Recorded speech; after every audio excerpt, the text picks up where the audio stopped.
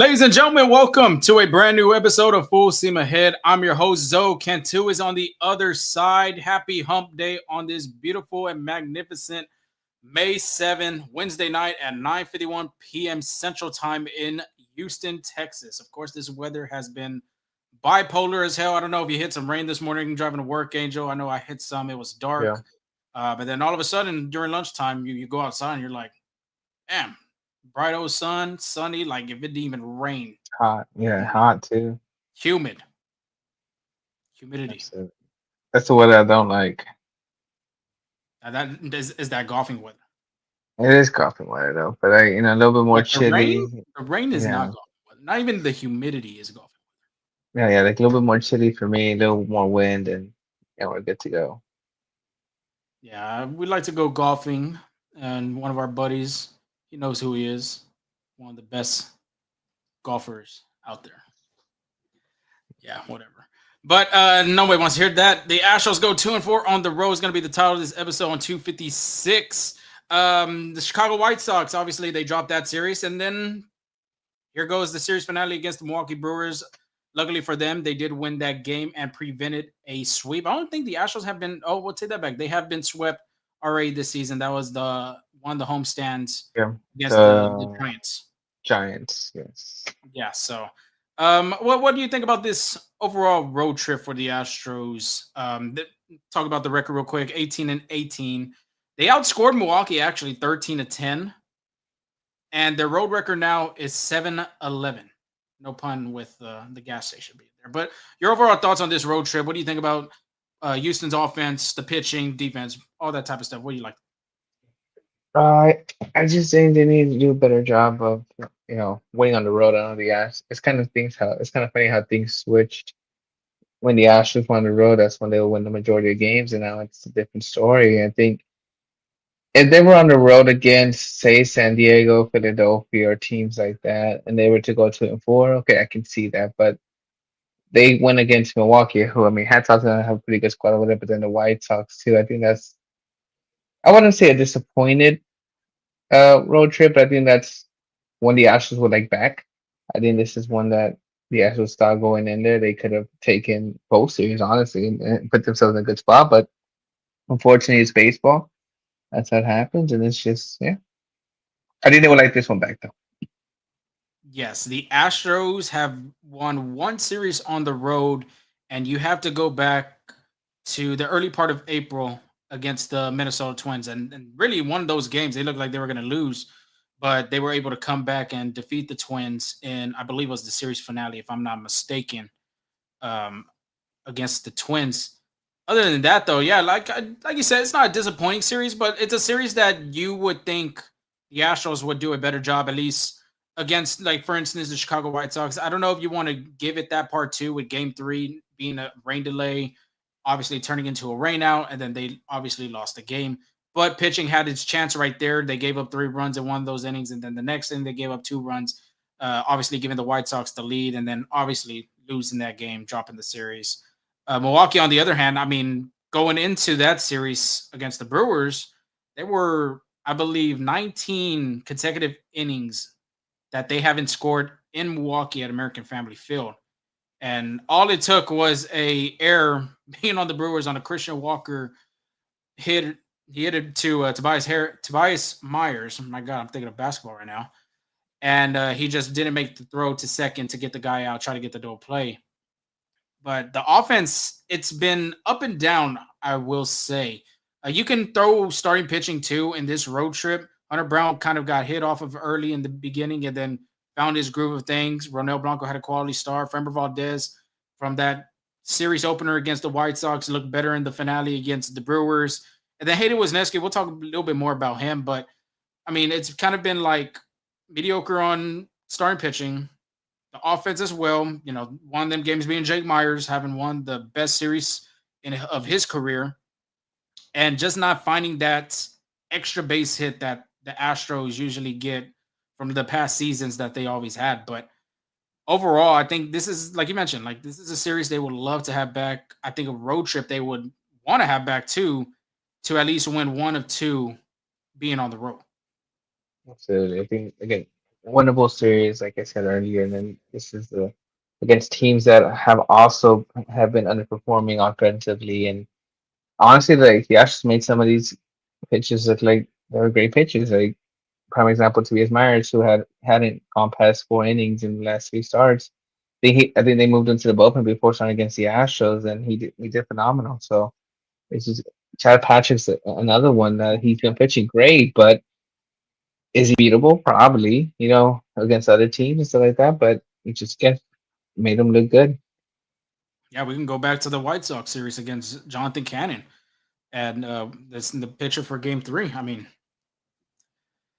it's one of them series that you can't do nothing about it and just have to wipe it off and just you're glad that you're returning home, but at the same time too, tomorrow for the Astros will be their last day off until they play 17 consecutive games going to May 9 to the 25th. So you could possibly see a six-man rotation. You can more than likely probably going to see Ryan Gusto slip into one of them spots. Maybe AJ Blueball gets recalled from AAA and takes over a spot on the 40-man roster or the 26-man roster. My mistake. But yeah, we'll talk about that. Objectives real quick. Recap that Milwaukee series. Where's the big hits? We're going to talk a little bit more about that. Preview the Cincinnati series. Update on Jordan Alvarez because there has been a good update on him. If you're a Nationals fan, you're excited about that, but you're optimistic and you're hoping for the best that the big man returns pretty soon. But before we get started, Angel, let everybody know where they can see us, where they can follow us, and where they can hear us. Also, you can find us on X, Instagram, Twitter, Facebook, MySpace. All those great social media apps. Uh, we're on X, TikTok, and YouTube. That's After Will See My Head, and Instagram is FSA Will See My Head. You could also find us on Apple Podcasts and Spotify Podcasts. But yeah, tune in every end of the series for the best content, at best Astros content in Houston.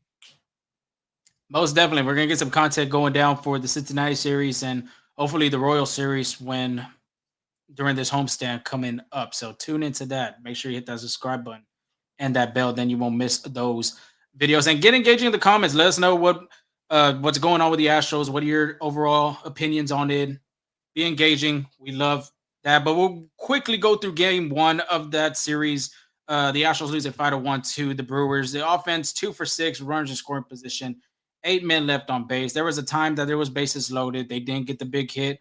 And the only run that came in was Christian Walker's RBI error. Like I mentioned, Tobias Myers had made a throwing error to the second baseman. Isai Perez was able to get his foot in, and that's how the Astros scored their first run in 24 consecutive innings, going scoreless in Milwaukee. Ronel Blanco, on the other hand, he did really well on the mound. 6 innings, 7 hits, 3 earned runs, 2 walks, 6 strikeouts. 98 pitches were thrown, 66 of them were strikes. 14 swing and misses were a big thing for him. Being able to see that slider get some action, get some whiffs on it as well. And like I mentioned in the last podcast, that slider was more active than I can remember. 38 sliders, 32 four seamers. The slider, the RPMs on that, which is a spin rate, was just down by 29.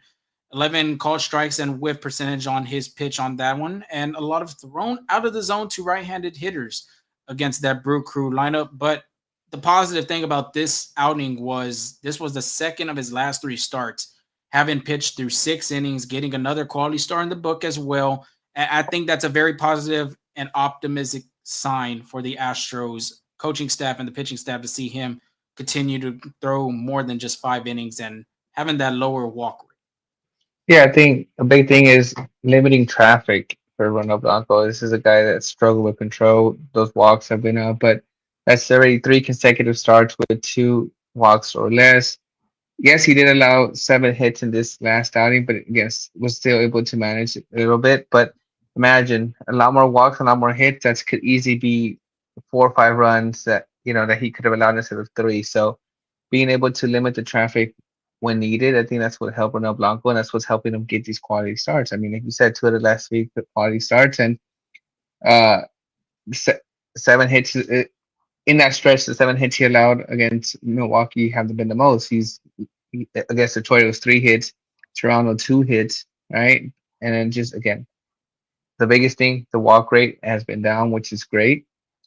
And that's really for Ronel Blanco. He has the stuff to be great, but sometimes he just can't control it, and that kind of gets him into trouble. So the fact that he's able to, find a way to limit that, pretty good for the Astros. I'm sure that's what the Astros need and want from him. Yeah, and then we talked about it too. If you could get two or less walks a game in each start for him, he's pretty much money on his stat line. But if it's kind of like three walks and more, then you're maybe looking at four earned runs, five earned runs, possibly three earned runs still. That's what kills him the most. And like you said, limiting damage, limiting traffic. In this start specifically against the Brewers, yeah, 7 hits, but he didn't allow that big hit. And he was like, he had a slow heartbeat on the mound, not giving that big hit up against the Brew Crew. Moving on to game two, real quick, and another loss for the Astros in the book. They lost 4-3. And we'll start off with starting pitching with Hayden Wesneski. This is his first start since the Royals series, and he wasn't really too sharp, I would say. 4 innings, 5 hits, 4 earned runs, 2 walks, 3 strikeouts, 3 swing and misses. 80 pitches were thrown, 52 of them were strikes. And what killed him, I will say, was that first inning allowing 4 runs on the board. And he threw 40 pitches in that first.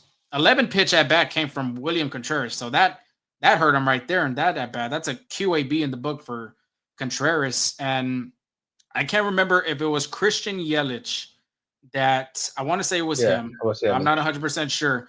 Hit it to center field. Jake Myers looked like he almost caught it and just missed it at the wall. And if he would have caught that, then that would have limited the damage, wouldn't have even scored any runs in that game. The pitch count would have gone up either. But even in that start, his command was very shaky. It wasn't the same. The off speed mix too was a lot in the inside part of the zone, not out or not the swing chase rate. And being one of the factors of one of his best pitches is his sweeper. It wasn't there in this game. 85.1 miles per hour is his average on that pitch. And usually average in this game was 83.3 miles per hour. So it was down on this one. The spin rate was down. And this is the first start not going 5 innings for him and giving up. This is the first start as well, giving up 4 earned runs. So do you think possibly the gas is starting to get off on him? He's starting to get a little bit more fatigued, knowing this is a different role. The Astros are asking from him being a starter instead of that reliever. I don't think so. I think once the trade happened, it was kind of the Astros didn't really want to, give out their hand, but I think there is knowledge that he was going to be, in the rotation. So I think that's what he was training for, to be in the starter. But again, it could be because he's already thrown 32 pitches, which is basically half of all he threw last year. He threw 67 last year, 32 this year. But I think the biggest thing is command for Owazensky in this outing. I'm looking at his stats right now. He threw 38 pitches in the strike zone and 42 out of the strike zone. So whenever you have more pitches out of the strike zone, it's not going to be a good day. He was trying to pick the corners out, but again, the Brewers did a really good job of not chasing as much. Like you said, that he only had uh, 3 swings and misses. So that just shows that the game plan for the Brewers just was really working. And those pitches that were out of the strike zone were not really good chase pitches as well. So I think a little bit command. I think it's just a rough start for him. I think he can get back next outing. Yeah, and usually with the Wisniewski swing and miss stats, it's usually double digits for him. These past two starts against the Royals and the Brewers, it's been single digits. I think for the Royals, if I'm not mistaken, it was like 2 swing and misses, and then this one against Milwaukee, 3 swing and misses. So the Brewers are doing a great job going to the pitching and scouting report, trying to figure out how to get Wisniewski out of his zone. But more than anything for Wisniewski, it's the command. He has to be sharper Yeah. with it. Yes, the RPM is down on his sweeper, on his off speed, and it was really too with his fastball as well. But if you can paint the corners, hit your spots, location, all that type of stuff, if you're a starting pitcher, you're pretty much good and set. And look what happened. That 40 pitch inning in the first, two, three, and four, he pitched 40 more pitches. So if he didn't have that Yeah. first inning, maybe he would have got to five. Maybe he would have got to six. Um, it's just, yeah, it's just that. It's just if you can hit his spots, command is all good.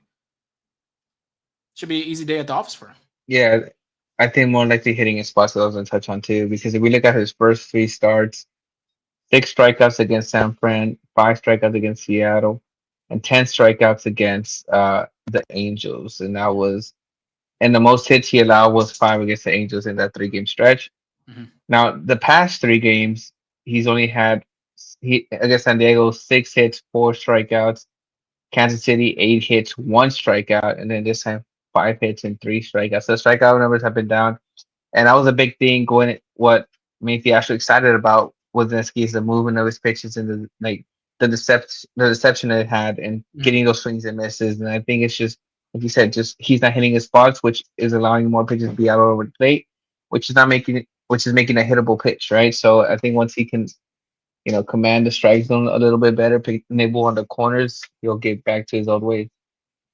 Yeah, like you said, this the strikeout per 9 innings too. Just to add that on there, that was another thing, and another reason why the Astros were so confident of putting him in that position to be a starter for this rotation. And like you said, in first three starts, man, he looked like a Cy Young.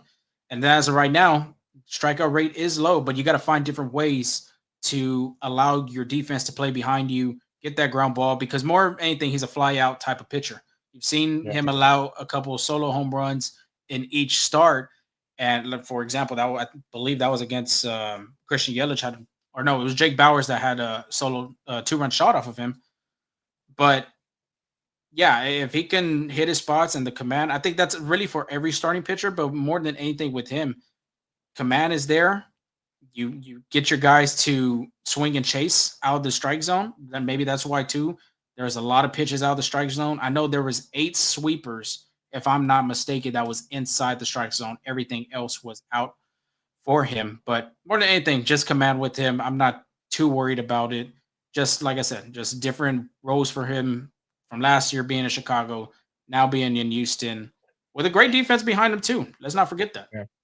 I mean, and you have to get out to the strike zone. That's the biggest thing for pitchers, right? You still got to throw in the strike zone. You can't just be, you know, trying to get hit a swing and miss. That's not going to happen all the time. But it's the location of those pitches. Like for Right. example, there was sweepers in the strike zone. Like at the point you want them low, right? But Hmm. sometimes they stay up in the middle, and that's when you can get hurt as a pitcher. So, I mean, he has to again at the end of the day, you still have to throw pitches in the strike zone. You still have to throw off speed pitches in the strike zone. It's just putting them in the right spot. Yep. Game of adjustments. I'm pretty sure pitching coaches and himself are looking at different ways how to adjust and try to get ready for his next start, which is more than likely going to be against the Royals, who he already had pitched against before. Sticking with the pitching aspect, bullpen was a fantastic job. Even though Wisniewski only gave up 4 runs in that game, I mean, it was zeros all on the board after that first inning for Houston. Stephen O'Kirk came in 2 innings, giving up a walk and 3 strikeouts. Taylor Scott got a third with the walk. Brian King, who I think Joe Espada has very a lot of confidence in right now, just went 2/3, got a strikeout. And then Brian Abreu, who's been lights out so far, inning with 3 strikeouts. So the bullpen did its job. The bullpen has done a fantastic job too. I will say yes. That series finale against the White Sox, they weren't as sharp as they were, but they came back in this Brewer series and did a really good job. However, yes, 4 runs, zero goose eggs, all on each inning, all the way to the ninth. It's unacceptable. The Astros got to find a way to put some type of runs on the board. And the Astros were 1 for 5 with runners in scoring position, 5 men left on base, 2 bunts after a Cam Smith leadoff double. Give me your take on that. I saw Jeremy Pena did a sacrifice bunt, and then Altuve tried to do a drag bunt on to the third baseman. Third baseman was playing back, but Altuve dragged it, popped it in the air. Your thoughts, and then I'll share my thoughts on the decisions of those two hitters doing that. Yeah, absolutely. I think for Joey Pena, it makes a little bit more sense. I would say, Mhm. 2 out, runner on second, no outs. I mean, he knows who he has behind him. He's not Perez, Jose Altuve. That's fair, but one of the things is kind of like Joey Pena has been one of the best hitters for the Astros. I think if you're Joe Spot, I think you want to see him swing away. Now, for Jose Altuve, I think he was trying to catch him by surprise, but at the end of the day, Jerry Pena, you know, tried to do his job moving, like, giving you the baton to bring him in. I would Yeah. say, you know, just, you know, do what you do what you're known for, and that's being one of the best hitters in Major League Baseball. But I mean, I think he was just trying to catch him by surprise. It just didn't work for him. Honestly, with that play, if it works, you're thinking Jose Altuve is a genius, and when it doesn't work, it's like you're shaking your head, what's going on? So, Mhm. I mean, I think Jose Altuve has earned, where he can kind of do anything and play. I'm sure. I don't. I mean, I don't know if Joe Espada told him anything with that or anything like that, but Mhm. you know, when Jose Altuve isn't, hitting, I think you just let him be him. Obviously, just I'm sure he learned his lesson not to do it again right at that point, but it's just, that's just it. Yeah, we're speculating here. I don't think there was any signs given from Tony to the batters of doing a drag or doing a sack bunt. I would have loved to see Jeremy Pena hit in that situation because he's been doing a fantastic job in the leadoff spot, which we will have some numbers coming soon on his part. But Altuve as well. Got a runner on third, one out. I would have loved to see Altuve hit in that situation. Base hit, ground ball into the infield. Cam Smith has a good speed at third base if they're going to try and make a play at home. Not to mention it's 4-0. I don't think the Brewers would probably exchange an out for a run. So for that part, 35th birthday for him, not to mention on that day. But for Jose, and like you mentioned, the resume speaks for himself. Silver Sluggers, MVP, All Star, all of that. And yes, he has been on a slow start. The OPS is under 700. I want to say it's about 650, if I'm not mistaken, around that range. However, you're one of the best players in Major League Baseball right now. And you could have put your team on at least to get them a run, to put them on the board with a grounder, a flyout, anything like that. And I do understand what you're saying, Angel. Try to catch them by surprise. But if a ball is like, I want to say the location of that pitch was inside on the upper part of the zone, That's not a good place to go. is not a good pitch to bunt. It's almost like today too with Chas McCormick. McCormick got a fastball, ran in on him, and he was able to bunt it still down the line. But if I can go back for that inning for the Astros, which it could have been a crucial part, I would have let both those guys swing in that situation. Like I said, Pena's been doing a fantastic job in the leadoff spot. He had the green light to get a base hit. Same goes for Jose Altuve. Even though, yes, you are on a slump right now, I still would have let him hit in that situation. Yeah, I agree, but I do want to touch on this before we do move on. And again, I know it's not about the situation, but it's about Stephen Okert. Oh, Uh, okay. yeah, yeah. So he's right now he has the lowest whip in major leagues with 0.5, uh, 0.50 basically, and opponents are just 7 for 53 off him too. So he's been really great.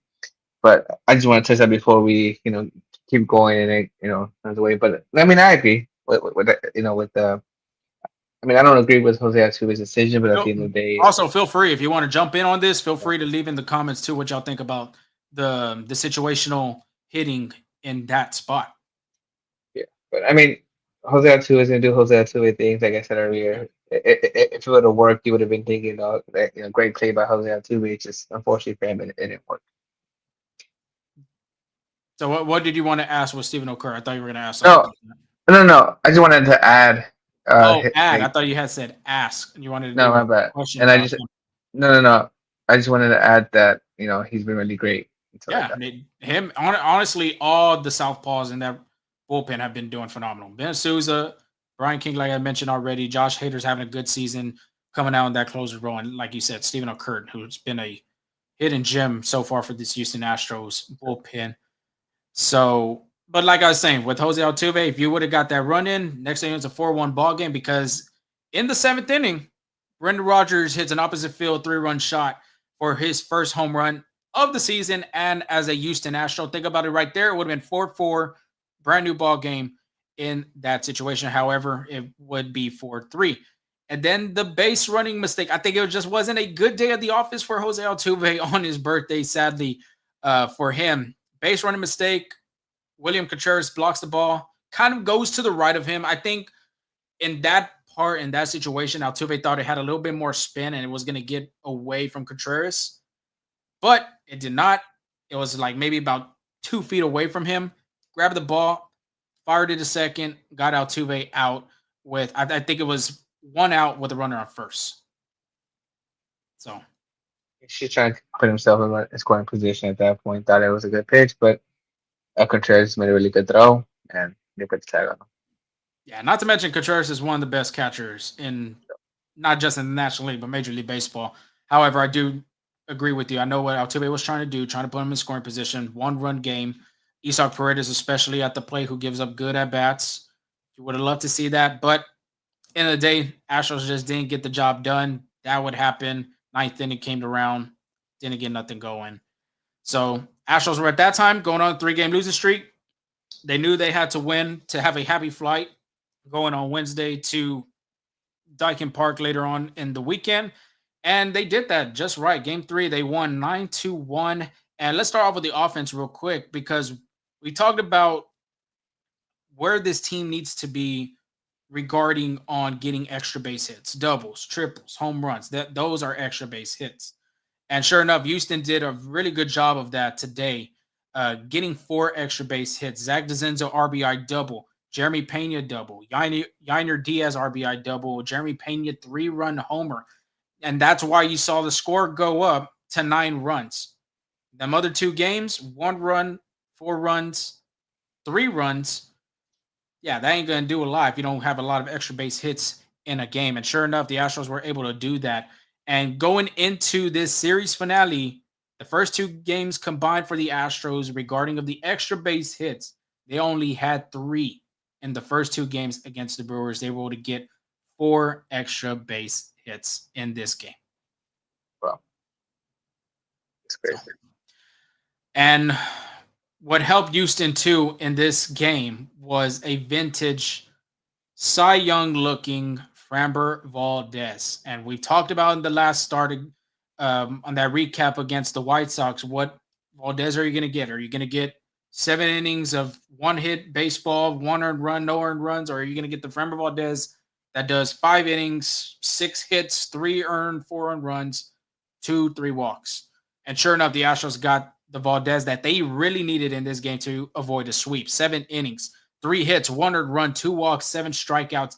And going into the 7th inning, I was kind of thinking in my head, I'm like, I wonder if Espada's going to let Valdez go out with 90 pitches or is he going to go to the bullpen? And sure enough, he trusted his ace in Valdez and he went out there and finished with 101 pitches, 59 strikes, 12 swing and misses, quality start in the book. What helped him a lot in this game, too, was the 9 groundouts. Like we said, this is a ground ball specialist.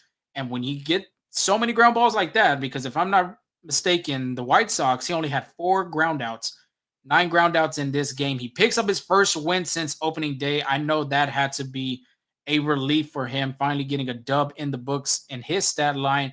But what helped him a lot in this outing was generating a lot of soft contact. That's why you saw a lot of ground outs, a lot of ground balls. Sinker and curveball was low in the zone. When you get that Framber Valdez, that is going to be a problem for the opposing team. And that's what it sure enough did. Only giving up 1 run to a solo home run to Eric House. And other than that, Framber was really perfect for this game. Yeah, and the biggest thing I'm looking at his like spray chart right now.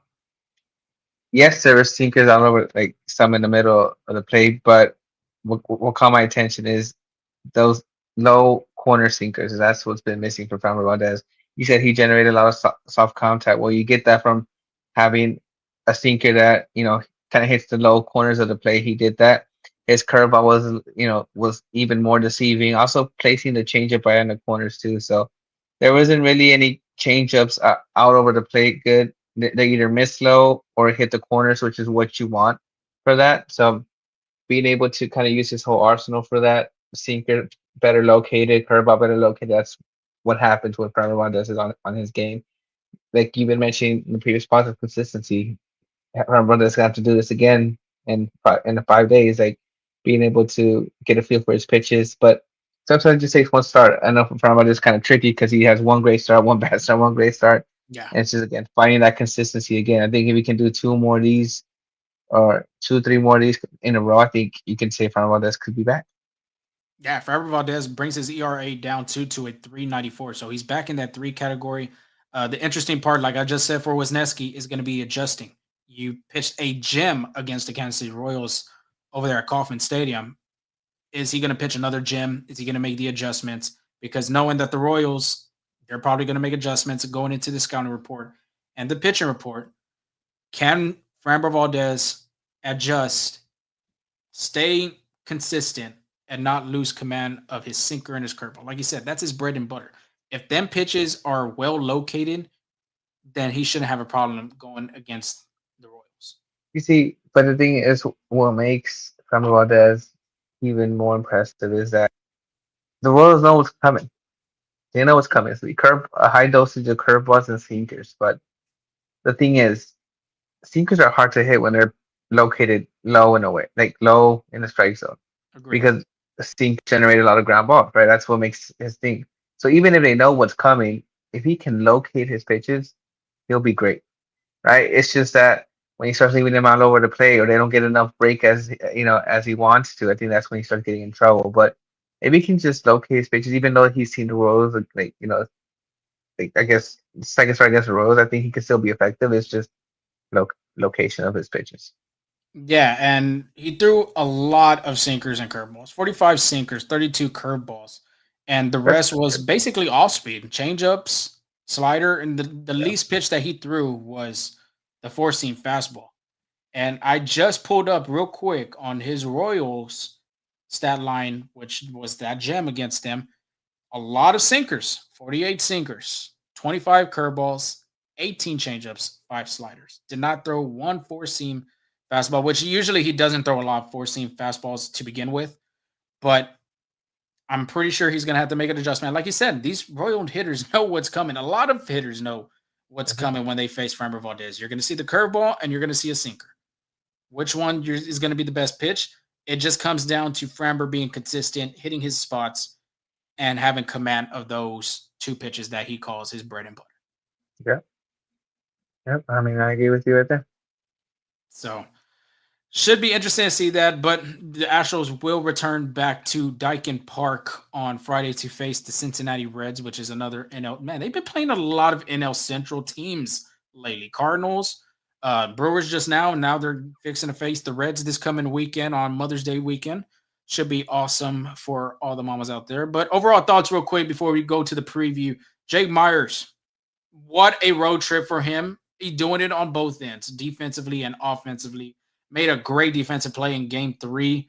That looked like a very low probability of a catch for him, honestly. That if you go look at the replay, it's like Superman went out there to catch the ball damn real quick. So I mean, he's one of the top center fielders right now on the defensive metric of outs above average. Very positive. Like I said, this is a guy that was a Gold Glove finalist last year for the American League center fielders, and possibly this year he could be looking at it again.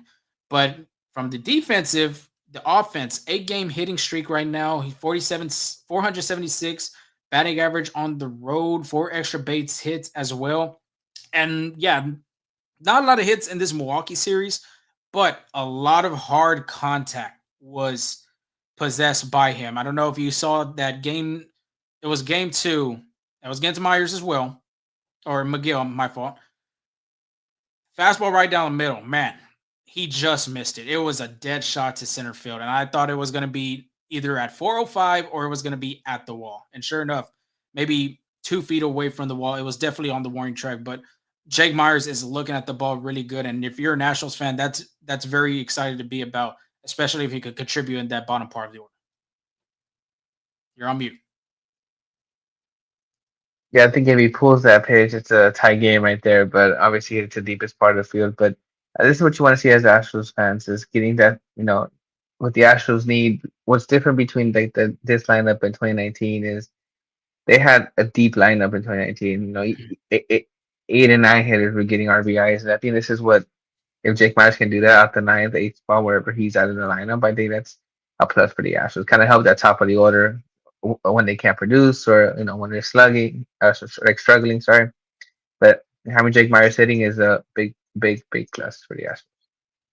Yeah, and you've seen Joe Spot not afraid to put him up in that order. He's not afraid to put him in that middle spot of the order. I believe today, or it was yesterday, he was batting six behind Yiner Diaz. So he's not afraid to put him up there. Of course, whenever the big man returns, and if Jose Altuve, Christian Walker, and Yiner Diaz can start grinding the gears and get the offensive spark going for them, then more than likely Myers will kind of go back to where it's at. And think about that. If them guys can get to their hitting form, then it could be a deep lineup, like you were saying with 2019. I don't think 2019 Astros offensively was one of the deepest, best lineups in the franchise. No one's going to deny that. Yeah. However, if Tuve could get going, Walker could get going, Diaz can get going, then all you have to worry about is 8 and 9 of that spot. And if Cam Smith could rake, he can rake. If you want to put Zach DeZenzo in one of those spots too, he can be there. But two, who's going to play second base? Brendan Rodgers and Mauricio Dubon. Unless they want to put Altuve at second, by all means. But more than likely, you're going to see Altuve in the outfield. So spots are open for people. But if you have to go back, it'll probably be second base. Brendan Rodgers and Mauricio Dubon having to figure it out where the offensive spark is. Because if Jake Myers continues to hit like that, then one of those guys are going to hit the ninth spot. And it's just a matter of time. But what do you think of the lineup with? uh, I know it might not be like this because it's a two-way DH, but I'm talking about the outfield with Myers, Enzo, and either Cam Smith or McCormick in the right field. I like it, and we talked about that whenever Alvarez was going to be on the IL. We talked about who's going to get some at bats. Zach DeZenzo is going to get some at bats, and more than likely, you could see Jose Altuve again the DH spot just for the fact you got some young legs that can go out there in the outfield with DeZenzo and Smith. But to back to your question, I like it. I think DeZenzo right now where he's at, if you give him more at bats, and I think it's gonna be perfect. And the same goes for Smith. Smith, of course, is a rookie. This is his first year in the league. Lot to learn, lot to learn, lot to gain out of it. But if he can start hitting too, I mean, defensively, it's great. Offensively, if both those guys can get going, it's a plus. So, yeah, absolutely. Going from the ninth spot, though, let's go to the one spot. And Jerry Pena's just been doing a great charge leading this batting order in the leadoff spot. And I saw its stat today. I can't remember where it was from, but he has a hit in 24 of his last 26 games. That's not being in the leadoff spot. That's just overall. Now in the leadoff spot, he has hit safely in 9 of the last 10 games. 15 for 43. That's a 349 batting average, 866 OPS. He has 2 home runs now as an Astros leadoff hitter.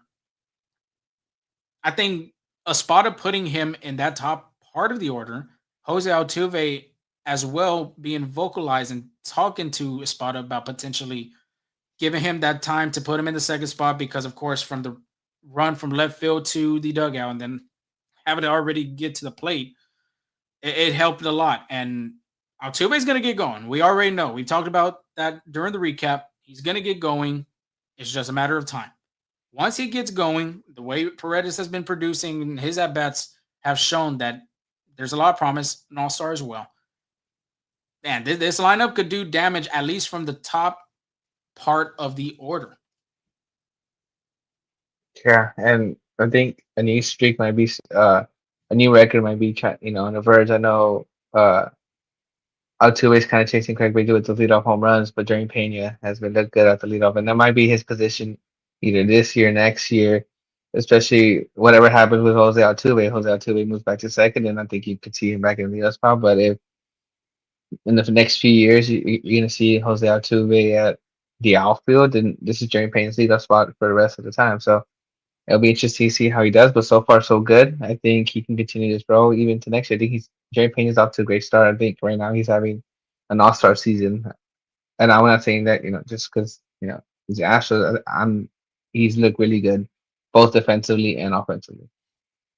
Yeah, and I will say this too. Astro fans have been looking for this Jerry Pena for a while. Yeah, They've been looking for it since 2023, 2024, and now 2025. He's actually shown he can play both offense and defense. And he's shown that so far. Barrel percentage has been great. I mean, I could pull up real quick his what his percentile is, and I'm very interested to see what that looks like because, like I said, the barrel percentage is great. Base running value, of course, we know the speed that he has. The expected batting average, he's hitting right now 279, but the expected batting average is 294. Strikeout rate, not to mention, too, has been great. He's been laying off, not chasing out of the zone, letting the slider travel a little bit more from the middle to the outside, and then he can do some damage with it. Done a fabulous job doing that. Of course, like I mentioned with the speed, he beats those infield hits out a lot, and that's what's helped him big time. I've yet to like analyze this bad tracking on Baseball Savant. I would love to sit down and kind of figure this out. But when you look at his spray chart too, a lot of hits up the middle and to the pull side, and he's just done a fabulous job making that adjustment this offseason to have better at bats, better placement of his hands. Because if you look at his hands and his batting stats, that you can see a difference where they're dropping on his shoulder. So he's looked honestly like 2022, but I will go a little step further and say he's done a better job so far than his rookie season. Yeah, and that's gonna be his chase rate too. Right now, his chase rate's at 29 percentile, which is not the best, but not too bad. And then last year was at 8%. That means he was chasing a lot more, and that was a big thing when he was getting like duped by sliders like that. But now that he's able to swing at good pitches, swing at pitches and strike zone a little bit better, you know that batting average is going up, on base percentage going up, slugging is going up. And I think that's you know this might be very opinion for the future. Yeah, we can see possibly a All Star bid for him. I think that would. I think Jimmy Penny would love that being the an All Star for his first time in his career. But he has to continue hitting the way that he is hitting. And last but not least, with the multiple big hits, Houston needs to find a way. Where this is overall thoughts in this segment. I mean, it's just nothing but offense. Houston needs to find the big hits. If they can find the big hits in a game, there's no reason that this team can't put up 5+ runs in a game. And when I talk about that, is because from the series finale against the White Sox and then first two games against Milwaukee, they had a 4 total extra base hits. And this series finale, like I already had mentioned in the recap, they had 4 extra base hits. If they could find a way to at least get three and plus, the way that their pitching has been performing, starting and the bullpen, like I said, there shouldn't be no reason that this team could win games 4-2, 5-3, 5-4, 4-3, like any of those type of scores, 1 run ball games. Because this lineup, when you look at it on paper, you're like, shit, how is this team not putting up 5 runs? You got an all-star caliber player in Pena. You got MVP of Altuve, all-star in Paredes. Not to mention Jordan Alvarez could be a MVP candidate if he is offensively slugging the ball the way he is. And but you're just getting a plus from the middle part of your guys to the end of that batting order. Yiner has to find his groove. Jake Myers, I don't think nobody had seen this coming so far from him. Zach DeZenzo has been hitting the ball really well. And of course, if you can get Brendan Rodgers and Mauricio Dubon to hit at least, let's say 260, 270 of either getting an extra base hit or just getting that single like what Dubon did in that series finale against the White Sox, man, this team could put up a lot of runs. But as of right now, they're really like they're not doing a good job getting those guys in those situational type of innings with runners in scoring position. Yeah, I mean, I agree with you. I'm gonna kind of take you deep into the numbers real quick. So the Astros rank 22 in MLB and hits with 287, which is, I mean, the Cubs lead it with 346. So I mean, obviously the Astros you would hope for better hits, but I think that's the reason why that is because Christian Walker's kind of struggling, Jordan Alvarez kind of struggling. I mean, Zach Baez doesn't hit the ball. I mean, he takes his walks. So I think that kind of like reduces that number a little bit. But the numbers that are good for the Astros is batting average. So they rank 16 in batting average, 247, which is kind of middle of the pack, which is not too bad. Mm-hmm. And on base percentage, they're ranked 17th in MLB with a .313. So they get on base. Yeah. Like they're getting on base via walks, singles, but those aren't bad numbers. Now let's talk about the other numbers, like the doubles. You said there's extra base hits. The Astros ranked 25th in doubles with 48, 22nd in home runs with 31, and 22nd in slugging with a .3668. I mean, .366. You're not gonna win too many ball games if you can't bring hitters in. You can't get that extra base hits. Like the Astros are doing a great job of getting on. Is that situational hitting, um, getting runners guys on, moving runners over. And I think that's a big part of the struggling big guys, which is Jordan Alvarez, Christian Walker. I think once they can go in, those numbers will inflate a little bit up. Because honestly, what's keeping the Astros afloat is their pitching, Yep. their bullpen, and the contributions from the little guys. I'm not gonna sound like not little. I mean, because they're bigger than us, but I'm like little compared to Jordan Alvarez, Christian Walker. Like Jeremy Payne is, you know, looking a lot better at the play we just talked about earlier. Jose Not, Altuve is doing Jose Altuve not to things. mention too defense as well. They've a lot You know, of outs above average, a lot of assists, defensive runs saved. That the infield and the outfield have done a good job defensively with saving runs at least on the board. yeah, absolutely. You know, Jeremy Payne has played great defense on there too.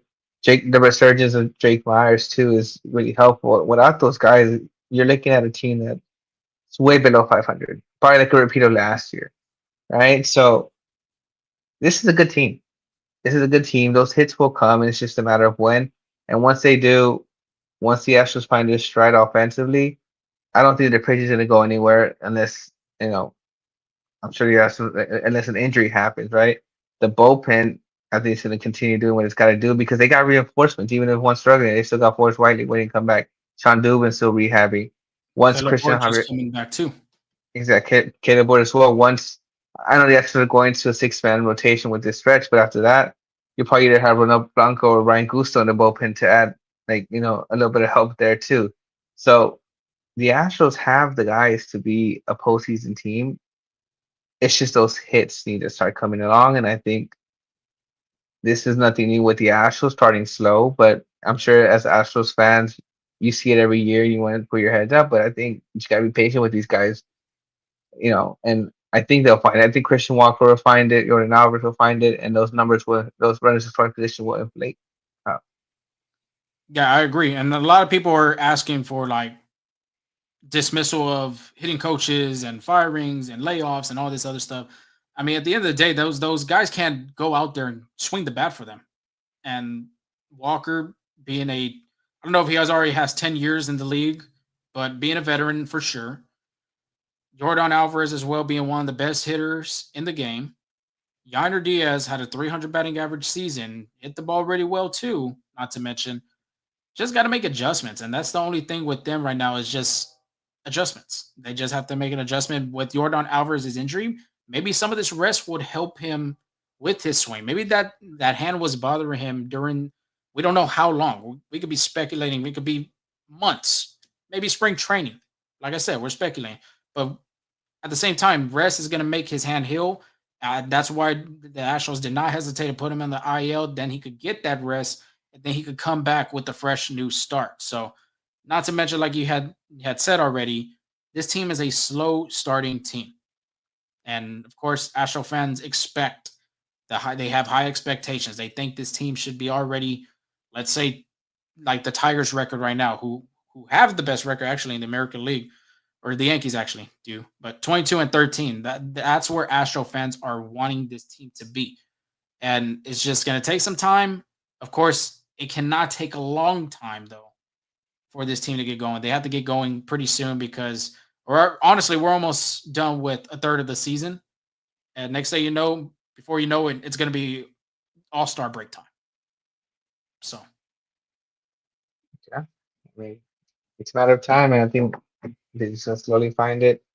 They'll get healthy again, and they'll have the right people at the right time, getting the right hits. before you But go yeah, to the preview though, real quick, American League West standings: Mariners 22 and 14, Athletics 20 and 18, Astros 500 being 18 and 18, Rangers 18 and 19, and the Angels are 14 and 20. So I think the Mariners did win that series against the Athletics. Uh, if you're an Astros fan, you would have loved to see this team win some of those ball games, like win two of those games in Milwaukee and win one of the games in Chicago. But in the day, I mean, you're still in it, 4 games back of first. Like I said, I'm very shocked the Mariners team has been the best so far this season. I thought they were going to struggle offensively, but hey, give them credit. They're very scrappy on the offense, but what's keeping them into these games is late clutch hitting, hitting with runners in scoring position, and having a great starting rotation. They have one of the best rotations in the American League, and I think MLB had mentioned it as best. Like this is the best start Seattle has ever had in their franchise. That's and they also have the team with the most wins to Major League history, so that's saying something. Yeah, so credit to them, but Houston has in my opinion, I think Houston has a better roster. They just right now it's just on a slow go for them. Yeah, but it'll come. It'll come. But the Astros have the Cincinnati Reds in front of them. 3 game set Friday, Saturday, and Sunday. Let's go ahead on with those pitching previews on Friday to 7:10 start time with Nick Martinez versus Hunter Brown. Brown is 5-1 with a 1.67 ERA. Just been phenomenal. His last start, I think, against the White Sox was like the first start of the season. You kind of see him get roughed up a little bit, but he was able to control the damage and still pitch a quality start. 6 innings pitched, 4 hits, 3 runs, 3 walks, 9 strikeouts. Most of the damage came in that first inning. I think all the damage actually came in that first inning, and then after that settled down. But with Saturday's win against the White Sox, Hunter Brown is now 5-1 with a 1%. Like I said, 49 strikeouts. Per Fangraphs, though, he and right-handed pitcher Logan Webb have the highest pitching WAR in the majors at 1.8. Additionally, Brown is tied for second in AL with wins and third in ERA and WHIP with a 0.88, and fifth in strikeouts. Since May 1st, 2024, Brown is 16-6 with an AL best 2.32 ERA. So this is nothing new for Hunter Brown. It's just the way he is, and I mean he's pitched phenomenally. I think this is what the Astros expect. I think he can do it against Cincinnati Reds with Ellie De Cruz in there, Spencer Steer in there. I think he can continue being, you know, continue pitching gems. Very off He'll topic, be real quick. Very off go topic. ahead. Do you see Hunter Brown winning an American League Pitcher of the Month award this season? I could. I could. Okay, I Yeah. agree too because I saw that the fan graph stat you gave us with the 1.8 WAR best between him and Logan Webb, and both of them didn't obviously win. Yamamoto had a under 1 ERA, so there's no way in hell Yeah. Webb was going to win that. But Yeah, because West's been Brown, pitching great too. yeah, exactly. Yeah. But I think so. I think both guys, honestly, Logan Webb and Hunter Brown could Mhm. be winning pitching a lot. They'll be going against Nick Martinez. He has a 1-3 record, 4.16 ERA. Against Washington, however, he did look good. 16 innings pitched, 4 hits, 1 run, 0 walks, 6 strikeouts. He comes into the Astros with a 6 pitch mix with a fastball, changeup, cutter, sinker, slider, and curveball. He's mostly going to go with the fastball, changeup, cutter. His sinker, slider, curveball. Basically, if it's a right hander on the base, batting a left hander, he kind of switches that up a little bit. But he likes the cutter. I think I think the cutter is one of the pitches he trusts to get outs because he has a put away pitch a percentage of 43.8. And his changeup, because we've seen a high dosage of that changeup. Because if you notice, he pitches his 3 best favorite pitches are fastball, changeup, cutter. Fastball, cutter are fast. He's gonna try to change the look, get the hitters off balance with that changeup, and it's worked for him for the most part.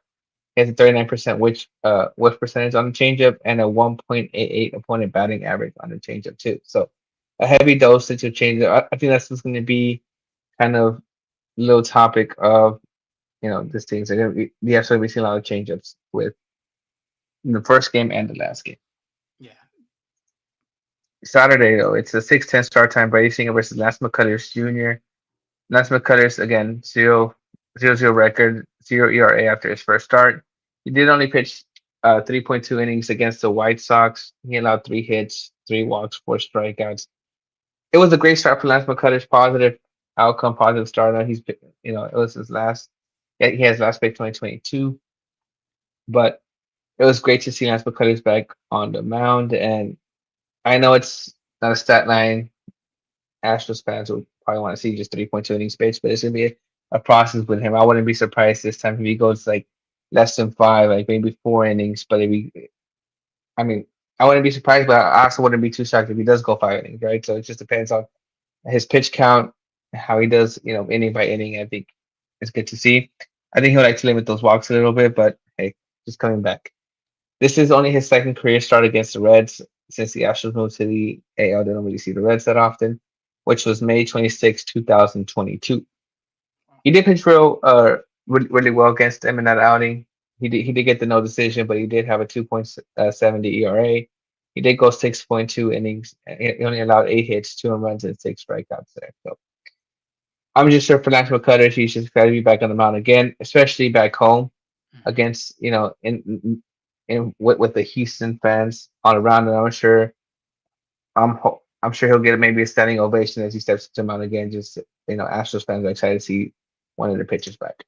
Yeah, you want to talk about high emotion. I mean, that game specifically being the first game since 22 pitch at Dyken Park is going to be very emotional for him. Adrenaline's going to be rushing. I won't be surprised if he has a really good start uh, Okay. in his first start back home. Yeah, I can see that. I know this is a guy who's been very vocal about, love being in Houston and wanting to be an Astro for a very long time. So I think this is, putting family and friends and, close people around him to, I think this be a very emotional start for him. He'll be going against Brady Singer, though, who's no easy task. He has a 4-2 record with 3.66 ERA versus Atlanta. Again, quality start, 16 pitch, 7 hits, no runs, 2 walks, 2 strikeouts. Does come with a 5 pitch mix. He throws a sinker, slider, cutter, fastball, and sweeper. However, he loves the sinker and slider. He loves it so much as the 2 pitches he throws the most. Get this. He's thrown 271 sinkers, 210 sliders, 81 cutters, 70 fastballs, and 16 sweepers. So heavy, heavy, Huge heavy difference. dosage. Yeah, heavy dosage of sinker sliders. He's gonna try to throw hitters off balance by throwing that fastball, throwing that cutter or that sweeper, but heavy dosage of that, and it's working for him. You know, like they say, why don't fix was not broken, right? Because his sinker, the opponent batting average on his sinker is 203. His opponent batting average on his slider is .200. So he's That's getting a very lot of good. outs on. Yeah, he's getting a lot of outs with those, and that's his bread and butter right there. It's almost the same thing like Framber Valdez. You know what's coming, but can you actually hit it? Yeah, So so Barry look, Singer has been doing a good job with this location. yeah, I was about to say location to be key for him, and I mean 3.6 ERA, 4.2 record. It's working. A pretty. The next one's going to be kind of an exciting matchup. 1:10 start time on Sunday, Mother's Day too. So, Yeah, you want to take your mom out to a Astros game. I'm sure it'll be a great one. We have two great pitchers, Andrew Abbott versus Ronel Blanco. Broncos 2-3 with a 4.98 ERA versus Milwaukee. Like, I read the stats earlier, but if you relate, I'll read them one more time. Yes, Milwaukee, 16 pitch, 7 hits, 3 earned runs, 2 walks, 6 strikeouts, a quality start. Biggest thing is that walk rate, limiting those walks, limiting the traffic. That was a big thing we talked about earlier. If you missed it, you could always catch the beginning of this podcast either tomorrow or on YouTube, or on Spotify or Apple. But he's only faced the Cincinnati Reds one time as well. He last faced them in June 18, 2023. It didn't go so well for Ronald Blanco that day, but I think that was when he was starting off in the majors. So it's a different Ronald Blanco now. Against the Reds the first time. Again, he did get the no decision luckily, but he had a 7.94 ERA, 5.2 innings pitched, 7 hits, 5 runs, 5 strikeouts there. So again, it wasn't pretty, but it's a different Ronald Blanco than he was earlier in his career. He's yeah. gonna be going. Real Go quick, ahead. he's pitched actually well at home too, so far this season. So if you're Ronel Blanco, you're back in your home territory. I think you got to feel confident getting back on that mound that you've been very familiar with for the past 3 seasons that he's been in the league now. So Absolutely. just Yeah. add that So real quick. I think he likes having the Houston fans by his back, but for sure. But again, no easy tax with Andrew Abbott, who's 2-0, 2.25 ERA. He did have a late start to the season because of injury, but since he's been back, he's only have one rough start out of four, so he's looked good. Versus Atlanta, he threw 5 innings, 4 hits, 0 earned runs, 0 walks, 8 strikeouts. So he's gonna come when he comes into pitch, he's all about his business. He's gonna be throwing strikes, you know, throwing pitches in that strike zone. Has a 5 pitch mix with a fastball, changeup, sweeper, curveball, cutter. However, these Astros players are going to see a lot of fastball and changeups. That's his bread and butter right there, and it's worked for him too. Opponent batting average on the fastball 1.84, opponent batting average on the changeup 1.11. So almost at right there at the 100 mark. So it's been phenomenal. He ranks in 90 percentile on K percentage. He's gonna be racking up a lot of strikeouts, very deceiving pitches, especially that changeup. Now that 2.25 ERA, he has allowed a few hits, but he's been pitching to some bad luck lately because his expected batting average is a 95 percentile with 1.75. So although Andrew Abbott has pitched well, he could have pitched better if those like bloop hits or those tough catches were made and stuff like that. Also, he ranks in 98 percentile in hard hit percent, so he doesn't really get hit hard as often. And the reason is he does a really good job of locating that changeup to kind of get hitters off that fastball.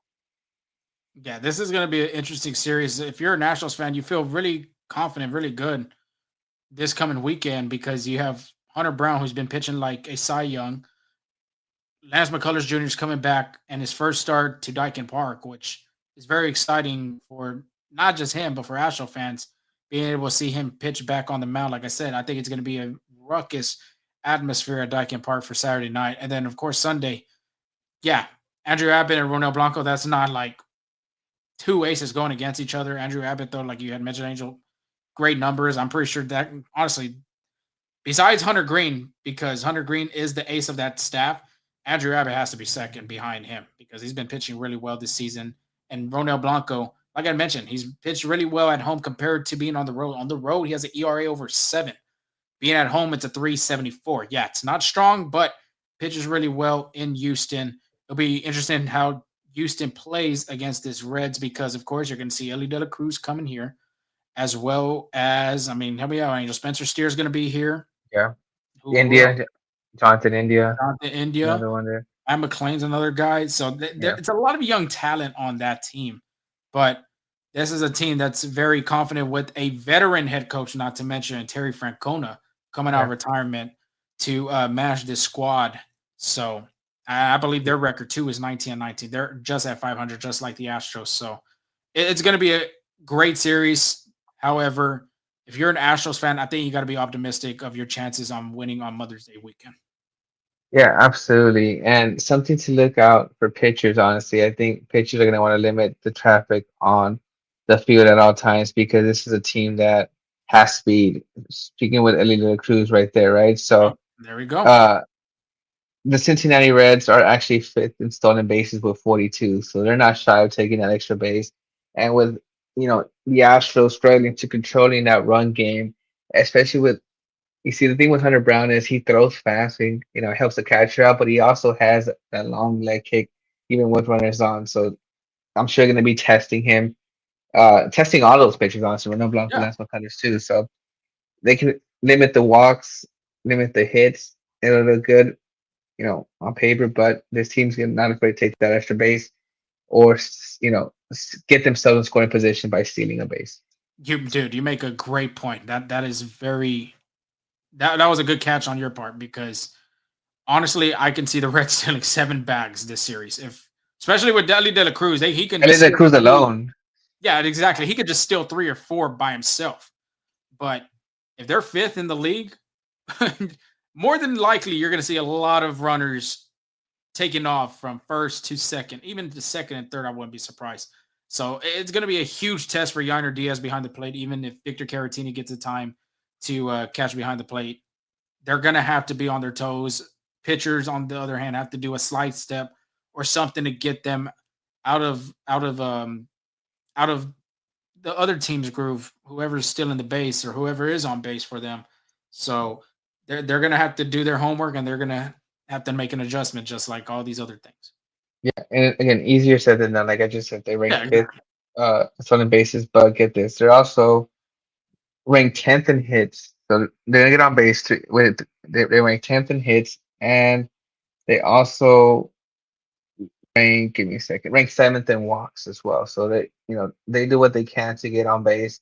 This is a team. Yes, you said they're what about like 500 record, but this is a team that has good pitching, can get on base. It's gonna take that extra base and can bring guys in.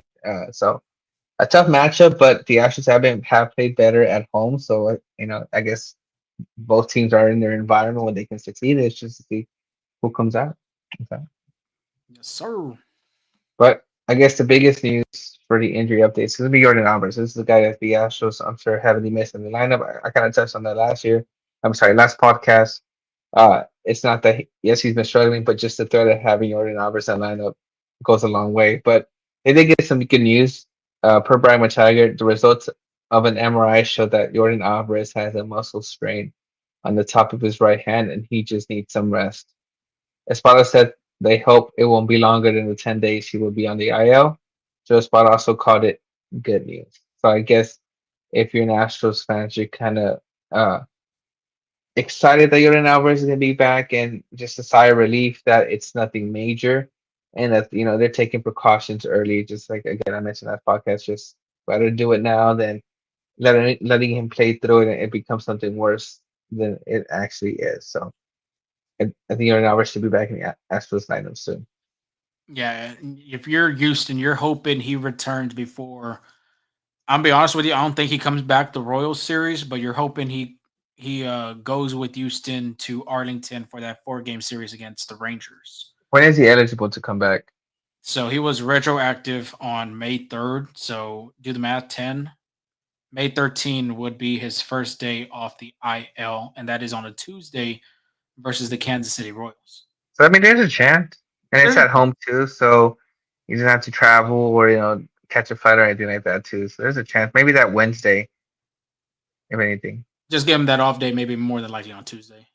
Hmm. Well, what do you think is a muscle strain though on your hand? Like if you look at if you examine your hand, top part I'm of not, it too. I wouldn't say I don't think swollen. I think it's just like a little pain, kind of tinkering, in your hand and stuff.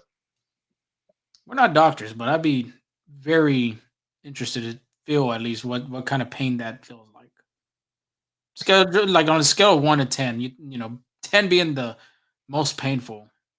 You think it'd be like a 7 or a 6? I'd say like a 6. Yeah, I think around that. I would say too for a muscle strain. Like I said, I didn't know there was such a thing for a muscle strain on your hand, but apparently it is to the Yeah. doctors. Yeah. But that is the end of our show. Continue to follow us on our social media platforms. We got some big things coming up. We're gonna get some, like I said, we're gonna hopefully get some content during this homestand where the Cincinnati Reds come to town, and as well as the Kansas City Royals. If you haven't followed us already on Twitter, Instagram, um, TikTok, Instagram, we are FSA Full Steam Ahead. Twitter and TikTok, we are Full Steam Ahead on there. And of course, if you haven't subscribed to our podcast channel, because more than likely we're gonna have these interviews go on our YouTube channel. So make sure you subscribe, hit that like button, hit that notification bell. Don't You won't miss any of those interviews of some of your favorite players that could be coming up pretty soon. And if you want to listen to us on the road, if your mom wants to listen to us on Mother's Day, by all means, we are on Spotify, we are on Apple Podcasts, wherever you get your podcasts, we are there. Hit that like button, leave us a rate, leave us a review, give us some feedback, what we need to do better, what we can do better, or what we're doing good at. We love and appreciate the support and the feedback. Cantu, final thoughts before we sign off. No, just thank you for listening to us and thank you for staying tuned out to it's been late once lately, but hey, we're busy people too. So but I appreciate y'all staying along. We had a pretty good crowd showing up, so thank you for listening. Yeah, we'll definitely have to get a giveaway coming soon. We haven't done a giveaway in a while. Like Angel said, we've been busy. We've been very busy. So yeah, we will do a giveaway pretty soon. I don't know when, but we will do that. Other than that, I think that is all. Till then, y'all stay safe. Have a great weekend. Have a great Mother's Day with all the mothers out there. Um, just be safe, and we will talk to y'all soon. See you later.